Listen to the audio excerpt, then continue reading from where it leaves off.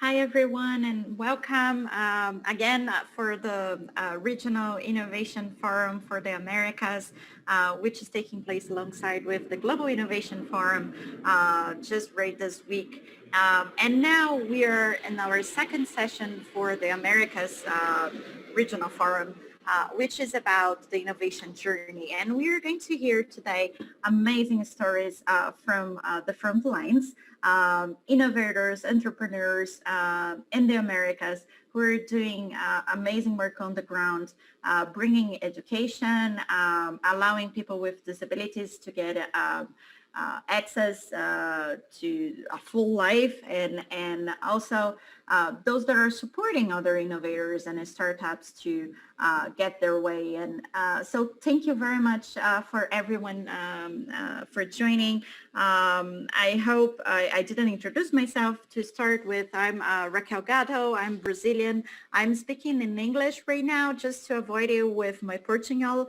But we do have interpretation. So if anyone needs the translation, the interpretation, just go and the options in the menu bar below. And you can see there is English and Spanish available. So I'm going to be the moderator for today. We do have 80-minute session.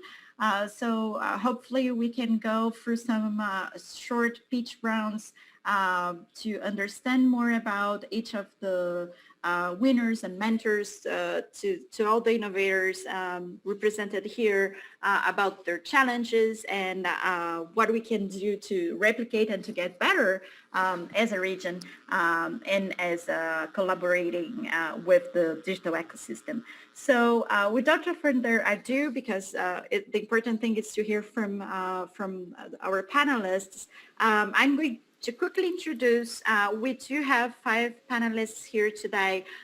First, Valentina Araya. Valentina, I'm sorry, I'm sharing the screen so I cannot see you. Valentina is the key account manager for Startup Chile. She's also the 2019 winner for the ITU Challenge Award, and this year she's also a mentor for the new group. She's also based, well, in Chile, right? So welcome, Valentina.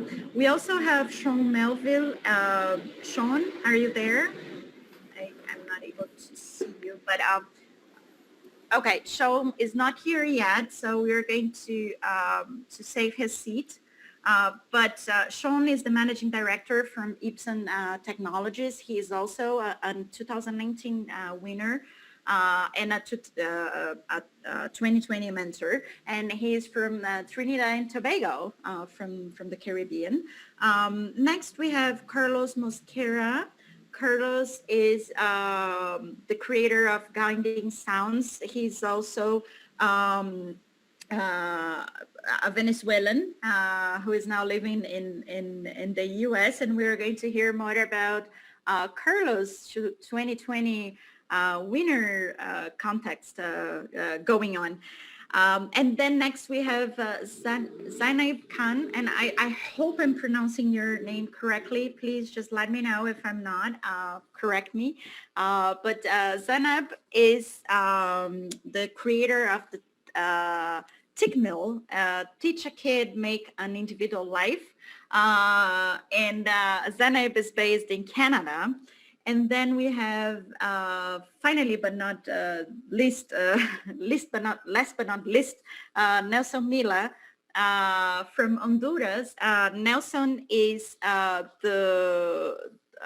founder of Macau Tech, which is also dealing with educational skills, and he's going to take us through his journey pretty soon.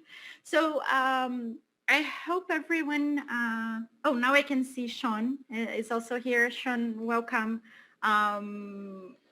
If you need, so let me just make sure again that everyone is aware that we do have the interpretation. If you need interpretation into Spanish or English, you can enable in the menu just below in the Zoom. um, and it should be working. If not, just let us know. I also had the information from organizers a while back that we had about 200 people in SwapCard today. We don't have the figures right now for this session, but just so that you know that there are people joining, and it's amazing to have this crowd and this discussion. So let's go with time. Time is ticking. For the first round of question, and I'm going to start with Valentina. So my first question to you guys who have been working on the ground is, how do you feel like being an innovator in our ecosystem in our region? How does it feel like? And if you can take us through the pitch in 3 minutes. All right. Valentina? So on the side of the institution I work in, that's Startup Chile, it has been challenging since the beginning because we started as an experiment. So we had to first validate that we were doing actually added value. And then we had to keep finding new ways of adding value to the country, to the entrepreneurs, and somehow remain competitive because we were the first public accelerator, but then the whole offer of the Latin ecosystem started to grow.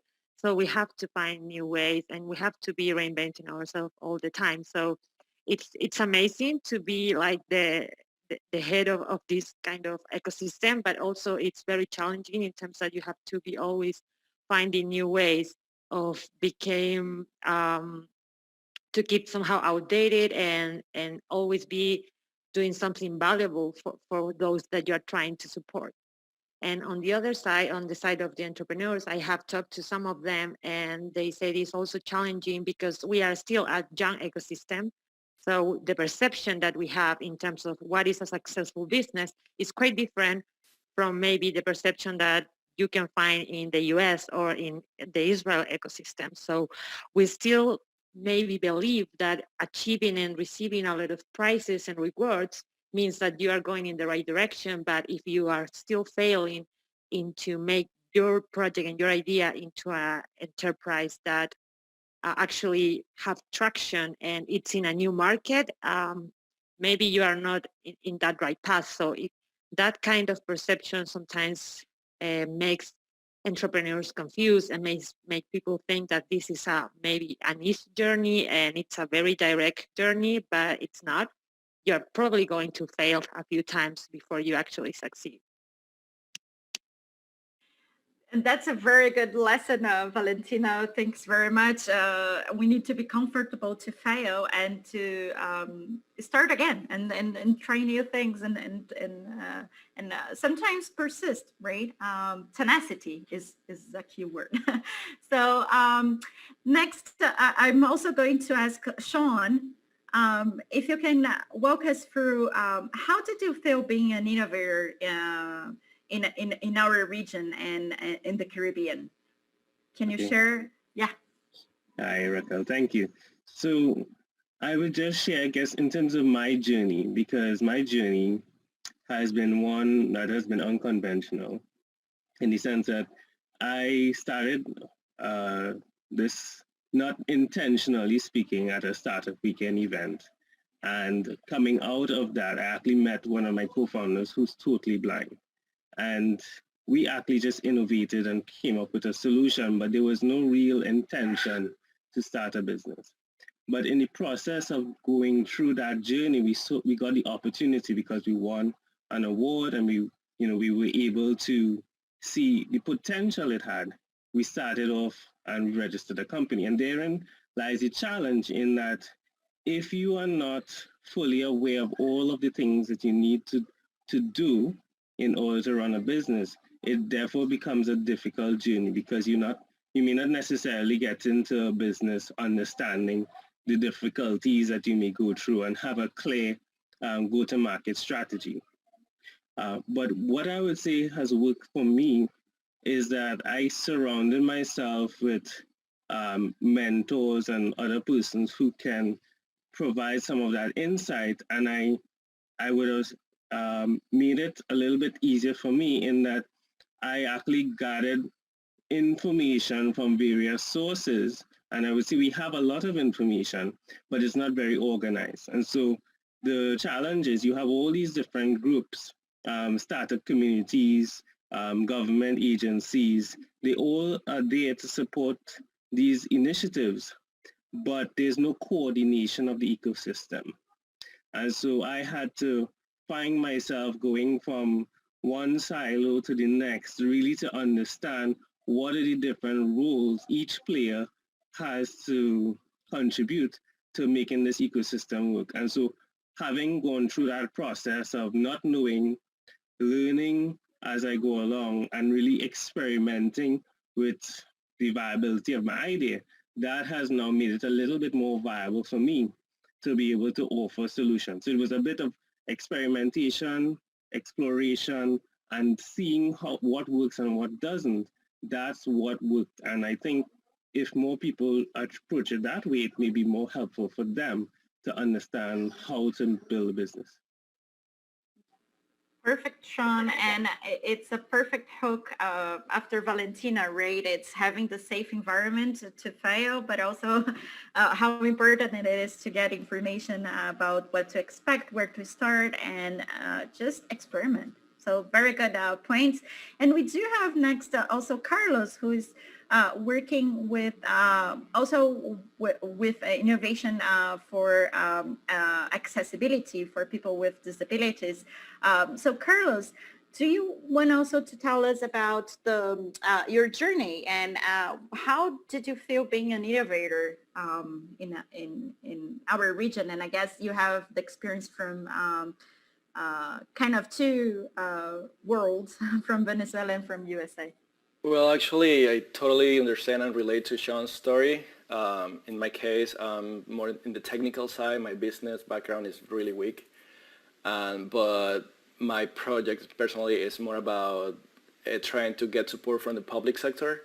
And even though I'm based in LA, and even though LA is amazing, to be honest, in terms of support, in terms of diversity, education, connectivity, it's very pragmatic, and the standard of living is actually very accessible. I mean, compared to, Silicon Valley. Either way, to me, it's been more difficult to access that public sector. Like, I need help from the government to implement my idea more than actually get funding, because, well, it has to come from the actual government. So in my experience, I can do all the technical part. But when it comes to the relationships, the networking, and all of that, it's been more difficult for me. In the way that LA is spread out, LA is difficult to meet people personally. It's not like I don't know, like London, New York. Like you have access to people like every minute. I mean, here it's more like all the networking is based on internet, and right now with COVID it's more difficult. But my idea is mostly, okay, let's do meetups, okay, or be online. But I'm not. Again, I'm more like I will say, my brain's more into the numbers, the programming, and what it helped me a lot is when traveling to France, where I met this my blind friend, and I learned, like, okay, this is a problem. There's a problem that I didn't know, and now I know. So there must be a way to solve this problem. And being in LA, I couldn't see that happening just because I don't interact with blind people often, but I know they exist. It's just like, okay, I need to. Now that I'm back in LA, I'm interacting, like learning more about the people the blind people in LA, the visually impaired people in LA. So it's been to me like very important in terms of the entire diversity. I actually come from Venezuela, as you said, and the diversity part of the whole environment is important. In the way that in LA, actually, it's weird, someone that comes from LA is actually people from everywhere. and I think that's gonna help me a lot with my project. Thank you very much for sharing, Carlos. And I'm going to have some follow-up questions in the second round, and perhaps after we can tackle. I mean, it's very interesting that you were mentioning about the public sector as one of the gaps, right? And to understand further if that's a matter of, regulatory frameworks, or it's just the environment, the enabling environment with the network that you need to tap on. So, but next we have Zanaib. I hope I'm pronouncing right, and if I'm not, go correct me. Can you also share us with your creation, right, Tickmill? What are how do you think, what are these pressing challenges that you have as an innovator in your ecosystem? Thank you very much, Raquel. And yes, you pronounced my name right. It's Zainab. So I'll present a narrative of two worlds also. My innovation journey started from Pakistan. And if I say and talk about the region of America, I'm taking a transition as I moved here like 8 months back. So I'm finding my way and navigating through here. When I started my journey, I would say, to be honest, that I didn't know what I was doing is called innovation. It started off from a very basic problem in the society that there are children and they are digitally isolated from the world and they do not have access to education. So I started it with that problem while I was a student in my university, and I knew this is a problem in the world, in my country, in my society around me, and I have to, fit in myself to solve this problem. So I started my journey from there. With time, I grew with my team. I had access to many communities, but the problem was that I was running on a system of grants and funding and donations, right? So now the innovation was that I was creating a technology for the communities in rural areas where there's no access to technology. But at the same time, I had a product that could be offered to those children who are in established schools. The same product could be a revenue generation model. So there comes the innovation, a sustainability model.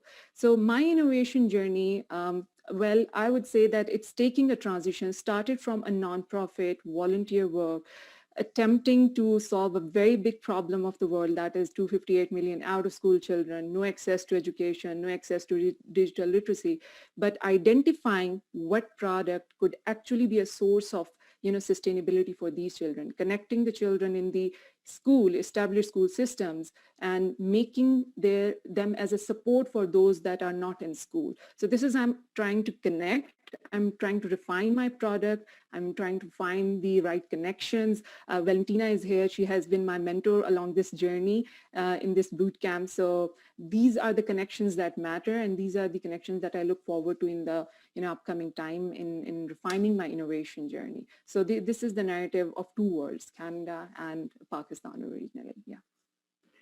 And that's perfect, Zanib. And I guess with COVID, what we also learn is that the world is much more less with borders, and we are all children of many worlds. Together, we're humanity, right? So, but thank you very much for sharing your journey, and your motivation. I guess it's not also a surprise that we have the previous winners, now mentors, and the current winners for the I2 Innovation Challenge Awards. And so it's the network that needs to start building, and it's also doing what you pitch for. So anyway, so next and our last speaker for this round is also Nelson Mila from Honduras, who is the founder of Macau Tech. And I guess Nelson, you've identified with Zainab in terms of the educational challenges that you were trying to face, but please tell us your journey and your motivation. How did you feel like being this innovator in the ecosystem in our region? Hello everyone, how are you? I hope you're doing great. I will talk in English, but please let me know if my English is a little on the rusty side to switch to Spanish. But okay, I think my journey is more of a multiple journey in the sense that I have been really active, not just like in the entrepreneurship myself, but helping entrepreneurs. In that regard, I am started weekend programs facilitator. I organize events, so I have got to know a lot of the ecosystem of this new growing ecosystem. And well, I have found two big challenges that need to be addressed in order to start having all these companies with really impact on society. I think the first problem is that Honduras as a country is really politicized. Yeah, it's really polarized. So I have talked with all these people, and government funding, for example, which is the largest funding program on the country, becomes a liability. Yeah. So they become a hardship that needs to be addressed instead of help. Like they give you money, but they give you tons of work that are not related to your company, right? More like paperwork, more like come to this press conference because you win, etc., etc. The other problem is actually education. Like the numbers are like 2,000 people are currently signed on a computer science degree out of 10 million people. So just to get a number, access to education in general in Honduras is really difficult. Like 5 to 10% of the people has access to public education systems at the higher degree. Like the bachelor degree, it's only like 5 to 10% of the people that can access it via the public system, right? Like the free system. So those are the challenges that I have found in the ecosystem, and that is why my project is born, right? Like trying to take people that has succeed not on an entrepreneurship level, but on a technical level, like people that are working outside of the country, Honduran people that went to France, that are living in New York, that are based in Honduras but are working for, I don't know, an Amsterdam company, right? So taking all these success stories and putting them out there, like, look, these people have succeed, has found a better life in tech, and like kind of teaching them the tech they do, but at the same time like giving them this feeling of achievement, like they can achieve this too, right? So that's a little bit about the environment here in Honduras. That's perfect, Nelson, and thank you very much. I mean, it's also the perfect link for my second round of questions, I guess, that you've already started, and which is about as an innovator, right, and as someone working in this environment to boost other innovators to flourish. What do you see as the kind of, perhaps it's not only one, but trying to prioritize what is the gap that is missing to make this digital ecosystem in Honduras, but also if you can go more specifically, you started mentioning kind of where the public sector can be helpful, or either this is more of the private sector. So what is missing and who could take action for it?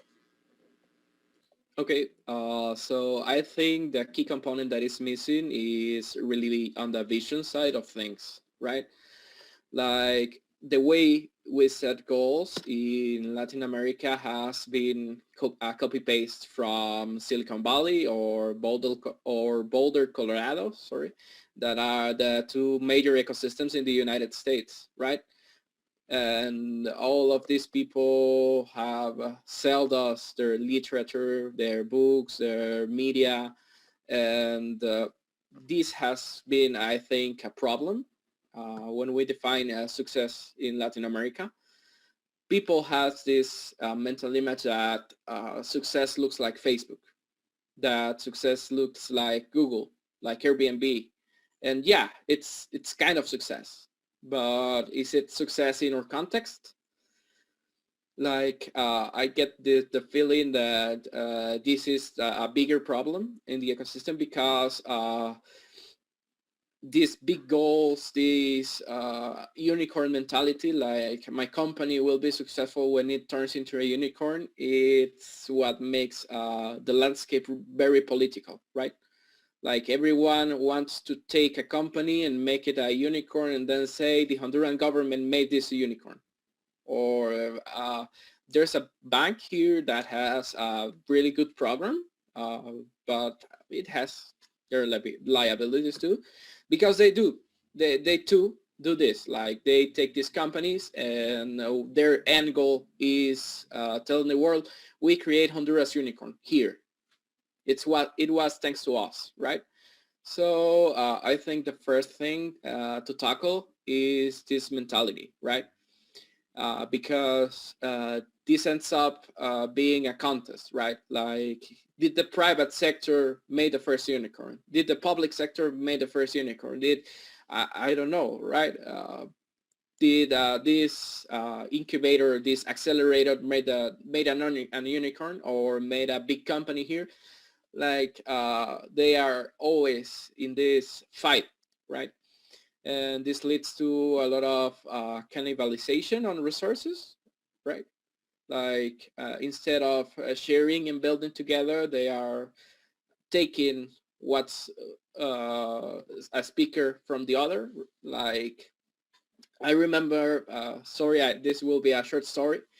The government funding program had for their challenge winners to get the money, they had to sign an agreement where they accede to or they agreed to be just a mentor for people on that program, right?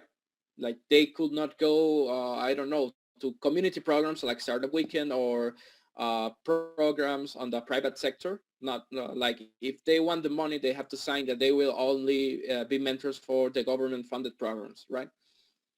And I think the other challenge that needs to be addressed is technology. That's why I'm addressing it right now. Like tech education, right? Like it's easier if you have this mass of tech talent and you start teaching them like, hey, you can do your own company, you know? You can be, right? Because we have this problem that you cannot be competitive on the world landscape if you are not technically able, right? So people on the outside are talking about artificial intelligence, quantum computing, cryptocurrencies, and you're stuck here with a lot of engineers that know WordPress, you know? So how can we generate value out of these people that has this outdated skill set, right? How do you generate value to the world?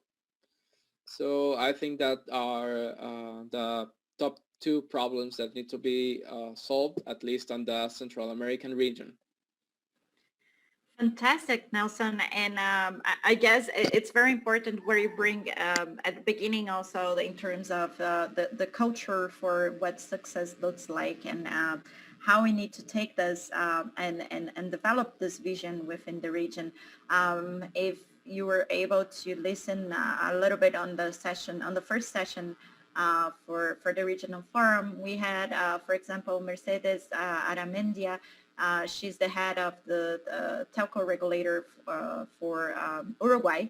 And she mentioned over and over how important it is as a government to be humble and understand that this is a new field in terms of how government operates, and you need to listen in. What are the ways to solve instead of putting top down some of this this, but of course also there are different countries within the region, and we all need to learn from each other. But thank you very much, Nelson. And next we have Zenaib, and perhaps as being, working with True Worlds, you can also tell us a little bit more about what do you feel is missing, right? And where is this gap to really achieve the potential that innovators can have? I think I'll start with the quote. And you see, some great scientist, I think, I don't remember his name, he mentioned that carbon actually form the same bonds to become a diamond or a graphite. And the difference is in the connections, how they build and how those connections turn out to be beneficial. I find that the real gap is finding the right connections, the connections that actually work and turn out to be beneficial. For me, it was difficult finding the people who are aligned with my ideology, with my vision, and where I want to see the education and how I want to see the technology transformation in education. Yes, when I find those people, I connect with them, and that's how things work. There are chances of collaboration, partnerships. You are complementing each other's strengths, and the weaknesses are, complemented by each other. Especially if I talk about developing countries, the culture of actually, giving a nurturing environment to the entrepreneurs, giving them the right connections. This is the platform where you should go, and you will find the people who you want to connect with, and they will share their experiences, and they will walk you through those paths they have walked. And that will be a lot, I think, easier to navigate your way. Now what's happening, I see that everyone, if I talk about Pakistan, they're saying, okay, I want to be an innovator, or I want to be an entrepreneur, and I'm going to start. And all of them are starting from the same point. They have their own journey. They're falling, getting up, brushing their themselves up, then going ahead. But there's so many who walk through those paths, right? They don't have to do that again and again. How about if we connect them all and connect them in true sense? And if they align and make those connections work? And I think this is the gap, the real gap, which I would say these are the entrepreneurial supporting networks that should be strengthened in a way that can actually give benefit to the young entrepreneurs, especially those who are just starting, and they have a lot to, tackle in their future. So I think this is the main gap for me, from my personal experience. That's perfect, Sanaib. And I guess next we have also Carlos, who is enjoying, I think, also many worlds in terms of the challenges for this network. And Carlos, for you, what is this big gap? What is missing to really achieve the potential? Well, as you mentioned, I'm from Venezuela. I had to leave the country because there's no support at all in my country, unfortunately, so you have to try new places. Fortunately, I'm here in LA, which is trying to become the next Silicon Valley, even if it's not. But LA has been putting a lot of money. In fact, they put like a couple of billions actually, and it's growing actually very fast, which is awesome. At the same time, LA is being focused more on the Hollywood side, like all the movies, but now it's investing in more and more. But at the same time, the talent is also usually coming from education. We have a lot of amazing universities. So they have UCLA, USC, Caltech, the Jet Propulsion Lab too. So they take those talent from them. But what about the other people that is just came here? They don't know anyone. How can you help them? Like, how can you make them access all the resources? All the VC money is actually just distributed I don't feel like it's not distributed properly. There's about, 90 VC firms in here in the LA County. And I believe it should be distributed properly for people that actually that have not been here for a long time and didn't use the education that LA supports or the LA provides you. So in that case, to me, it's been more difficult. It's same with the connectivity, same with the access to the public sector, which is tough, especially for my project, which is very important, having the public sector input. So in that way, Los Angeles, even though it's fast-growing startup ecosystem in the U.S., is the fastest one. It's still like having some gaps in that regard. The fact that being not European, not American,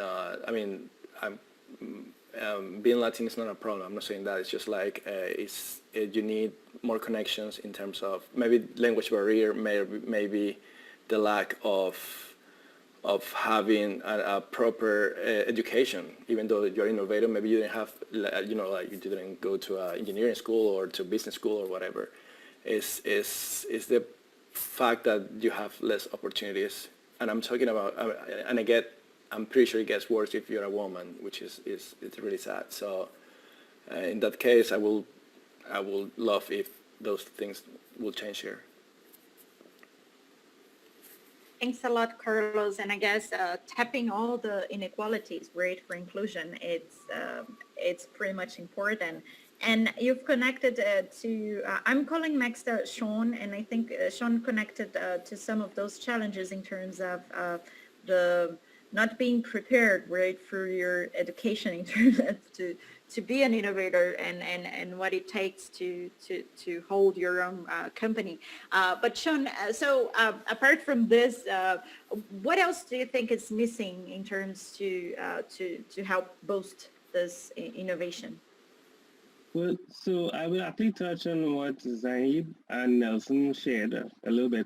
And I would identify the human connection. I think the human connection in the whole process of building ecosystems, part of it is missing. It's more transactional based than relationship building. And so, for instance, when you have these different ecosystem innovation challenges, etc., a lot of time it's really looking at how can you screen out ideas as quickly as possible rather than understand who the innovators are, what problems that they're solving, and really trying to see how you can support that innovator. I also look at in terms of the silos. So because of how the silos are built, constructed, you don't, as I say, you don't have coordination of the system. And so you really need to connect innovators to each other and really get people to understand what are the opportunities that are available, how can you collaborate and build partnerships with others in order to then get your product or your service to your customers. Without that and without existing, being able to tap into existing systems, it's very difficult for an entrepreneur to actually create all of these systems and then get your product to market. So I think that quality of relationship and then tapping into those existing networks and partnerships are key, and it's what I believe is missing. Perfect, Sean. Human connections, either you were face-to-face, preferably, or online. It's all important to keep that in mind. But thank you very much. And at last, for this round, we have Valentina. Valentina, you've been working now for a while with this innovators ecosystem. And so what do you feel is the priorities missing to really boost the ecosystem? On my perspective, I will have to agree with what Carlos mentioned and also Nelson. For me, it's education, maybe in different levels. I think that from my experience as I work for the government, what I see is that we lack of a common vision or a shared vision as all the different institutions kind of work separately. So on one side, you have institutions like the one that I work in, that is supporting innovation and new ways of doing things. For example, I don't know, electromobility. And then we have another institution that, for example, the Minister of Energy or Transport that is forbidden electromobility in a way. So that kind of disconnection between institutions that work for the same government, it's just weird. It's like you are really not talking to each other. So this is kind of my ideal, that we have this common vision of the country that we work to build, or even for the region, And somehow I think that will help to all these different organizations to know where we are going, where we are heading, and maybe you will find different ways of achieving that, but you are going for the same shared vision and goal. So I think in the way of the education, I also feel that as this is not a contribution or project, this is still a very close environment for many people. And there is a lot of people out there like that it's not really connected with all this technology and digital businesses and blockchain and all these words that we like are familiar with. So I think this is a way of putting closer this world of innovation and technology, entrepreneurship to the people that today are not really having access to any of that because they are struggling with other things in their lives, and this is very far away from them. So I think that education in the very first levels in terms of technology, for example, will help us also to build a stronger ecosystem as we will have people with the right skills and abilities in order to actually work in startups or in innovation in companies, for example. And on the other side, it's something like I mentioned at the beginning, education in terms of the people that is already in the ecosystem and then maybe our young entrepreneurs, that this is a learning process. This is not something that you will come up with an idea and you will succeed 1 year later, maybe. This is going to take a few fails first. You have to keep learning, and you are still learning when you are um, developing your project. And something that came to my attention is that when I talked to one of these guys, he said maybe even the 20s is not the best age to start a business because you don't really have experience in how to run a business. So maybe you should actually start working for some company in order to understand how this works. And because you maybe have all the technical abilities, but this is also has something that has to be sustainable in time and be able to like survive and get income so they're still running on time. So maybe the best way is to get a little bit of experience in what is an enterprise, what is a business, how to run it, and get some commercial skills, networking skills, and then you are gonna have a better foundation to start a startup or to run a business. So I would say that I would say that the gap that could actually somehow make this environment better would be to have this kind of ambition and to have education at the different levels. So as this is something that is already happening, I would say that we have to actually look at the young generations because otherwise they are going to be grown ups later and they're going to be completely lost in this new world and maybe without the skills they will need to have in order to succeed or to have an opportunity out there. That's very wise words, Valentina. And also in terms of, I think it's the paradox for our generation and also the information society that we are in terms of we do have a lot of information, probably much more than the previous generations, but not necessarily you have the knowledge behind it because you need to how you digest, how you appropriate from this information, and that's all about the education, the culture, and the environment you are in, you are growing in. And I guess in a very quick exercise, if you think about even in the past 5 years, what came in terms of technologies is some are really surprises and surprising examples that we were not prepared to, even being more of the digital natives. But anyway, but thank you very much for everyone for sharing some of your perspectives. I know we have just half an hour and we still don't have any questions coming in. So let me tap into one more round among us. And I'm going to start perhaps with Zenaib. Zenaib, if you've mentioned your in your experience, right, that your journey came from this spark where you wanted to have all kids to give access to kids, all kids to education, right? But apart from, I mean, your journey itself, what do you see are the problems you are trying to solve in the world, but also in terms of the innovation? Yeah, I think I'll try to, do justice with this question. um, it's ironic. We are trying to get our foot on Mars, start civilization there and everything. But at the same time, there are like 258 million children across the globe with no education access and digital literacy. If I put it into words, like it's like 3 to 4 times the total population of New York.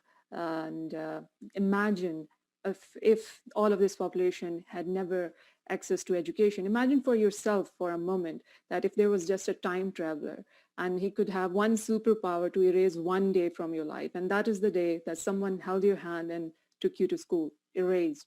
That didn't happen, right? If that didn't happen, where you would be at the moment, at this very moment.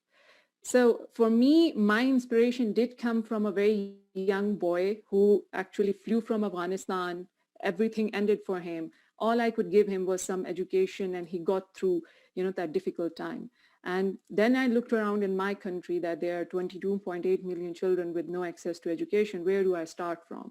It's a big thing, and maybe I wouldn't be even a drop in the ocean if I start my journey. But I did start from 45 children, reached out to 1,500 out of school children. And now I'm saying that there are children all across the globe, in Africa, in the refugee camps, the children in the war. They need a solution that is suited for them. Yesterday, I was hearing the talk of Nasir. He was saying that creativity is in the captivity. We know there is captivity. We know there are limitations. We know there is no internet over there. We know there are no schools. We know there are no teachers over there.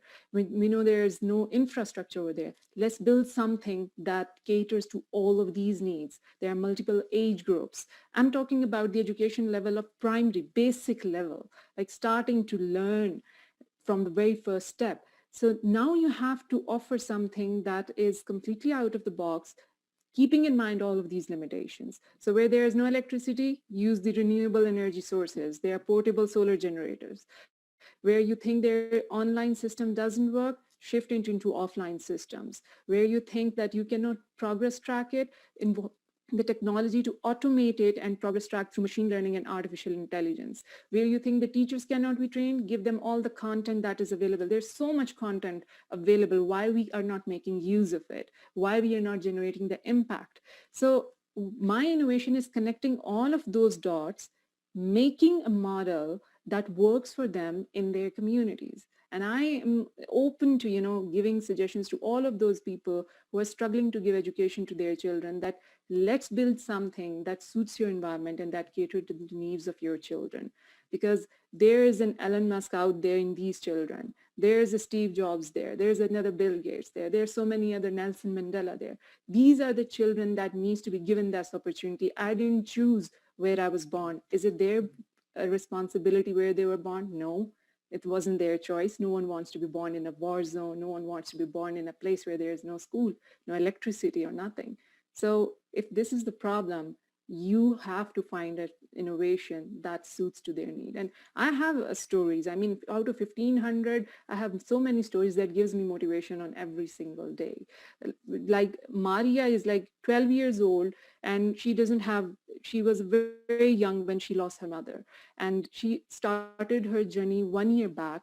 And so she is a digitally isolated in a village, a very small village. It is in the area of Thar Cholistan. It's a desert place, right? And it never rains there. When it rains, there's flooding. That's the situation there.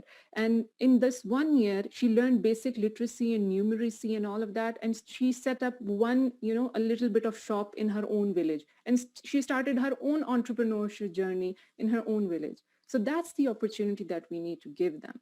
And that's the problem that I'm going to solve. And I will solve it wherever I can get the right connections. And this is one of the forums. So that's it from my side, I think. Fantastic, Sanaib, and I do hope you can find all the connections that you need, because this is not only such important. I don't want to be lame, like this is so important and so amazing, but it is, right? And you were showing a very realistic way that to change the world, you need to go one step at a time. Just do what you can right here, right now, and then build that up and replicate and find the other hands and voices that you can bring along together. So congratulations. It's very, very inspiring. I hope there are many hearing this right now or just later and can join and support your project. It's really amazing. And then also, Carlos, I guess I'm going to call you next in terms of what is this problem? You started mentioning your journey with your friend and when you get closer to people with disabilities and how to bring them in. But would you like to tell us more about what is this problem that you were trying to solve and how innovation is bringing that in? Well, yeah, I have an inspiration. It's my friend, Venezuelan friend. She lived in Paris, and I was there. I was, let's hang out. You know, I haven't seen you in a while.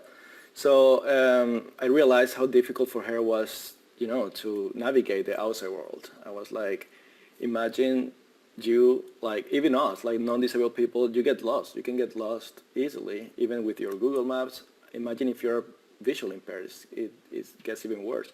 And I started asking her like, hey, how do you do this? And how do you do this? And then she tells me stories where she have to reach out people. She relies on help from other people just to navigate, because every time she goes to a new place it's a problem.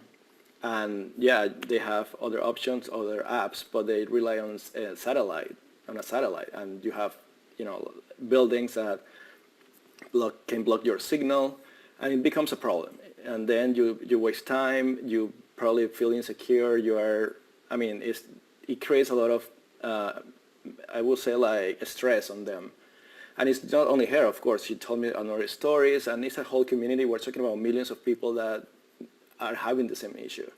And we all know about this. It's just like the problem that we have, the solutions that we have right now are not very specific for this. So in my case, it's a whole system where is, of course, it's an app as well, but it relies on loudspeakers where it tells you like feet accurate and where's your position. Especially nowadays that with COVID that they cannot reach out to other people for help because you have to maintain the social distancing rules, of course. But in this case, if there's something new, like in Paris, for example, they have to access some hand sanitizer booth that they have to go there after they go to the subway. But she doesn't know because it's something new that they change every day.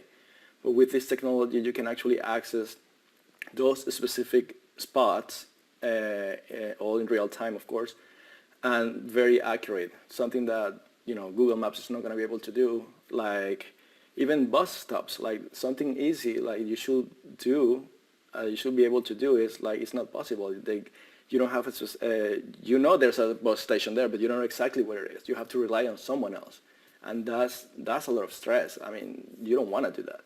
And at the same time, the visually impaired people, the community is part of the economy. They can bring a lot of work and new ideas, and they can be part of the economy, the community, the entire system. But these limitations are there, and you know, I'm trying to help that and make it work. That's another amazing inspirational work, Carlos, and thank you very much for sharing. I guess same as Zenaib, I hope that many are hearing and you can get more support over, I guess, even to connect in LA with more people and more Latin and others who are interested. And next, we do have one comment. I just want to point out, I'm not sure you can all see the Q&A, but it's a comment from Facundo Monti. And he's saying that the main problem is that university don't teach about how to entrepreneur for decades. And I guess you've all tapped that in different levels, so that's a good one. And that brings me to Valentina then. Valentina also brought that up in your journey. And Valentina, for you, what is this problem you were trying to solve? Where does your inspiration come from? All right, this is a tough one because I think that we try somehow to cover, as a program, we try to cover so many gaps.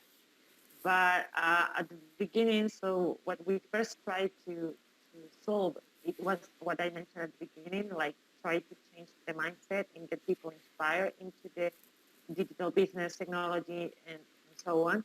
But on the side of the startups and the entrepreneurs themselves, I think that we are trying to give them support, somehow educate and give them access to these different subjects that we think that will help them to achieve their goals. And not necessarily for the startup itself, but in life, like they have access to this knowledge that maybe in another country they wouldn't have access. So we try to add value in that way. We also try to build a strong network for them so we are able to open doors that it will be extremely difficult for them to open themselves just knocking doors. So we try to get these very strategic alliance in order to be able to offer them and get them connected with big companies and big stakeholders in the ecosystem, and somehow make it a little bit easier for them to get into the different markets here in Chile and abroad in the region. And also, we also give them funding in order for them to validate, prototype, and hopefully become a successful startup. So I would say that we somehow try to cover different subjects, different gaps that we have right now in the country, and that's our little grain of sand that we can make. But on the side of the projects that I have the chance to support as a key account manager, I would say that the big category that they try to work in is sustainability. I have a lot of agro-tech projects that try somehow to improve the way that we are producing these uh, the food and these agro products that today we have a lot of issues with pesticides and the supply and everything. So there are different solutions trying to improve that, make it more efficient and more sustainable in time. And also, some of startups are trying to create plant-based food, and even creating the algorithm on how to build this and open it up for everybody that really actually wants to make a change in the food tech industry. And and also education. We have a lot of startups that are trying to find a way of improve education or make it more interesting for kids today, as they already have somehow access to technology. The whole educational system is somehow outdated. So they're also trying to make an impact and a difference there. That's perfect, Valentina. And you do have this umbrella where you are the bridge, right? The bridge between all those gaps. Exactly. As we don't have like in a specific industry, we really have to go one by one and see what gaps can we cover. So yeah, that's a real challenge. That's a real challenge, but that's a good one, right? And also, I think it's amazing to work with these different markets or industry shares where sometimes you do have this all digitalized and ready to go, but sometimes it's more of a traditional market where you are bringing them in full force and introducing to a new not only way of working, but a new society. So that's amazing. I can feel the inspiration there. So next we have also Nelson. Nelson, I'm sorry, I just saw you cutting a little bit. I hope it's not my connection dropping. We still have some time to go. But Nelson, I wanted also to hear from you. I mean, in terms of your inspiration and what is the problem that you were trying to solve in not only in Honduras, I guess you've mentioned that in the beginning, but where is there, tickling for you? Okay, okay. I think this is a tough one for me too. I don't think I have an emotional story like Zainab and Carlos. I think mine is a little more on the pragmatic side of things. My story is like this. I used to attend and to mentor and to organize a lot of entrepreneur events.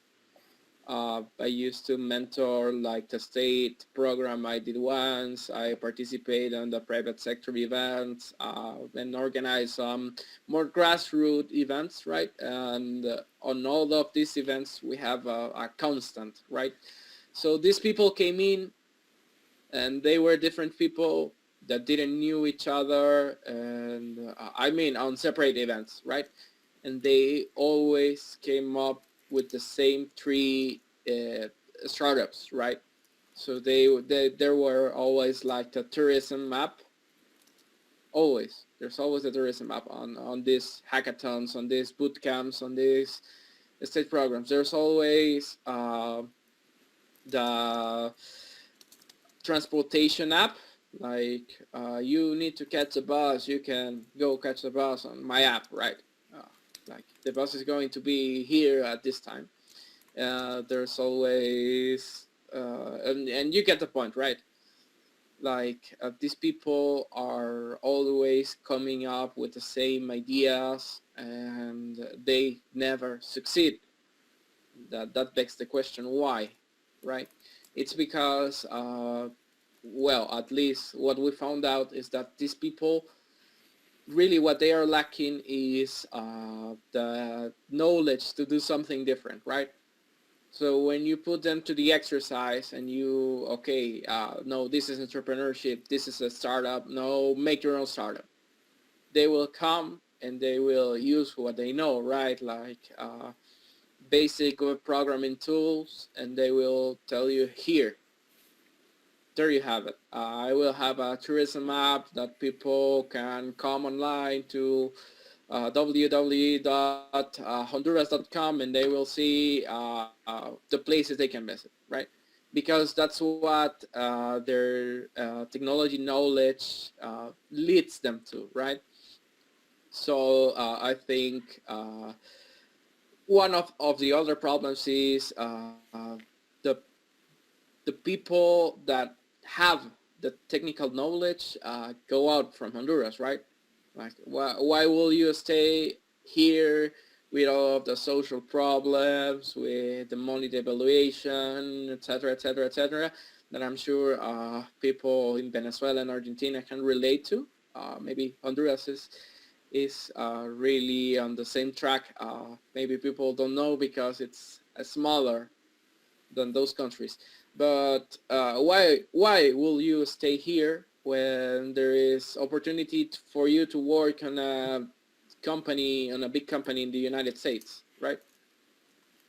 So we took all these people and tried to reconnect them with the Honduras ecosystem. Like come here, well, not only the Honduras ecosystem, it's really open for all Spanish speakers. That's our only rule. You have to speak in Spanish, like to give your workshop because language barriers, right? It wouldn't serve a purpose to talk in English. But yeah, that's our main goal, like having these people take the technical abilities that lead them to a good job on the outside and pass on that knowledge to young students, right? So on the next hackathon we go to, on the next bootcamp we make, you will come to these people and ask them to make their own startup, and they will start thinking about, yeah, we are going to do business big data analysis as an outsider, right?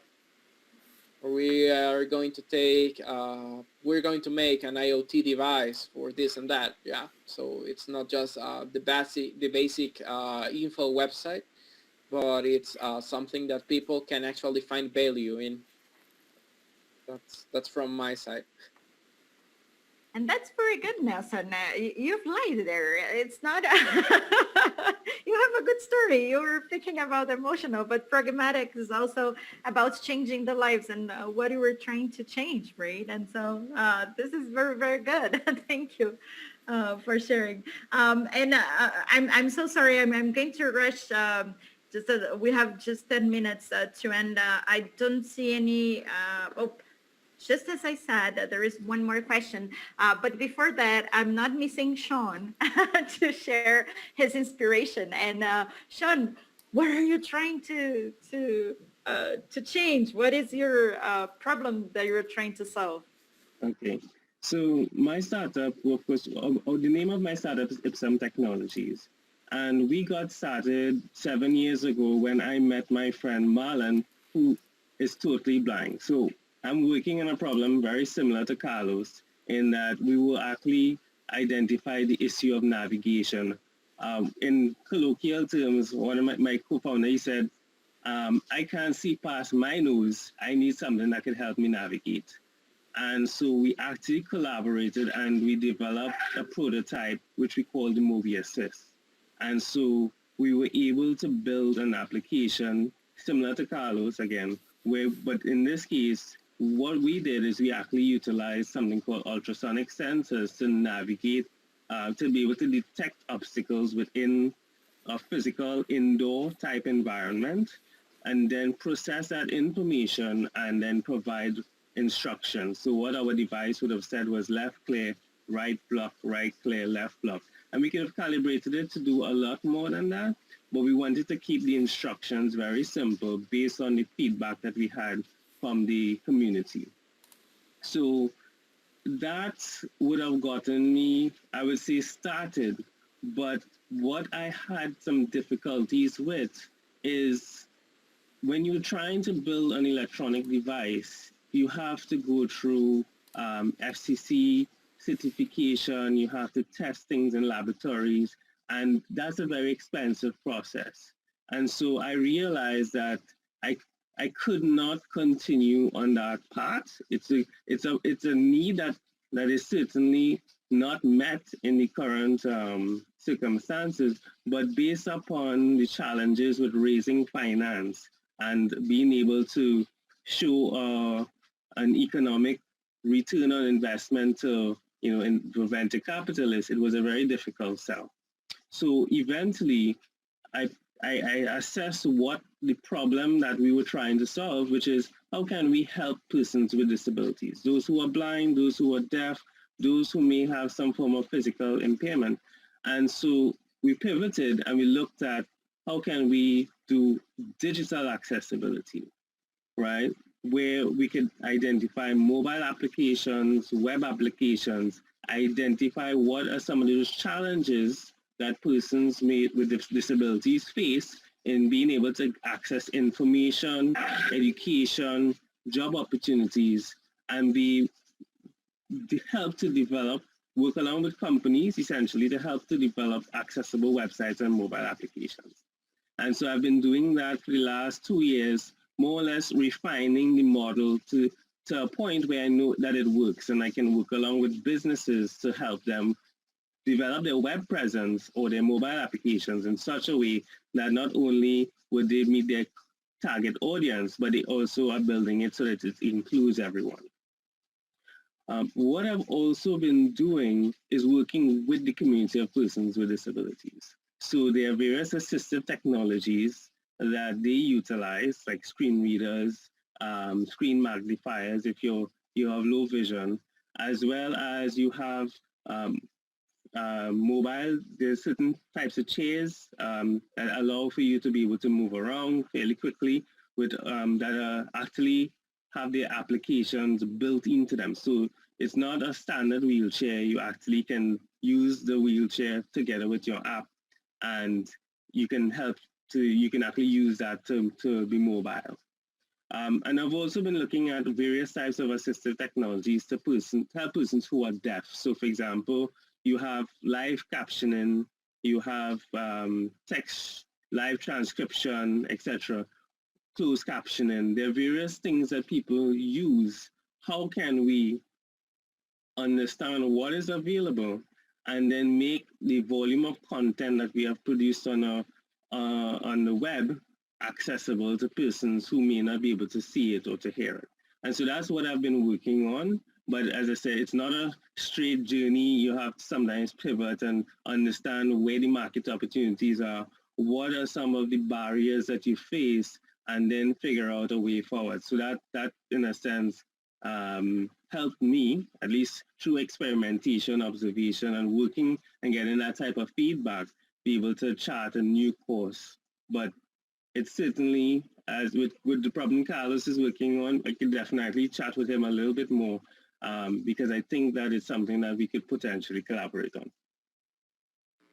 Okay, and you can literally see me cheering now that we found a connection in the panel, and I do hope we have much more going on. It's incredible, and that's the idea of sharing, right? You can, not only you share the problem, and the problem, as you said, Sean, are moving targets. So the problem also changes, and you need new solutions to tackle them. And I guess, like Valentina was saying, sometimes you do need this bridge octopus mode to address all the multiple gaps that come in front of you. So that's amazing. I guess we have 4 minutes left. We did have one question that came in from Facundo Mondi.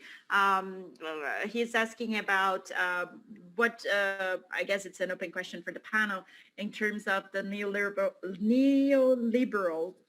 policies and technology, like in Argentina, that they had 4 years of pseudo-technical revolution, but it was financial speculation. And I guess we are going to see much more of that going on with COVID. We can avoid to mention that COVID has accelerated this digital uptake, but at the same time, we do have the fandom of the bubble and all those things, financial bubble coming in.